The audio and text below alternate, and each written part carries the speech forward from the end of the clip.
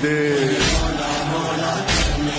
हर सू है। মধ্যপ্রাচ্যে উত্তেজনা বেড়েই চলেছে। খবর আসছে জাহাজ ভর্তি প্রায় 2500 মার্কিন সেনা ইরানের সম্ভাব্য হামলার জন্য যাচ্ছে। এই পরিস্থিতিতে মুসলিম বিশ্বের নজর এখন ইরানের দিকে। আর এই বিষয়ে লাইভে মুখ খুলছে বাংলাদেশ তারকা ক্রিকেটার সাকিব আল হাসান। চলুন দেখি তিনি কি বলেছেন। সম্প্রতি বিভিন্ন আন্তর্জাতিক গণমাধ্যমে রিপোর্ট এসেছে যে মার্কিন যুক্তরাষ্ট্র ইরানের সম্ভাব্য সামরিক অভিযান চালানোর জন্য জাহাজে প্রায় 2500 সেনা মোতায়েন করেছে।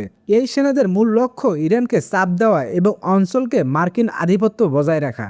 ইরান সরকার ইতিমধ্যে সতর্কবার্তা দিয়েছে যে যদি কোনো বিদেশি সেনা তাদের সার্বভৌমত্ব হস্তক্ষেপ করে তারা কঠোর প্রতিরোধ করবে। এই পরিস্থিতি মধ্যপ্রাচ্য নতুন করে উত্তেজনা তৈরি করেছে। লাইভে কথা বলতে গিয়ে সাকিব আল হাসান বলেন, এমন পরিস্থিতি দেখে সত্যিই মনটা ভারী হয়ে যায়।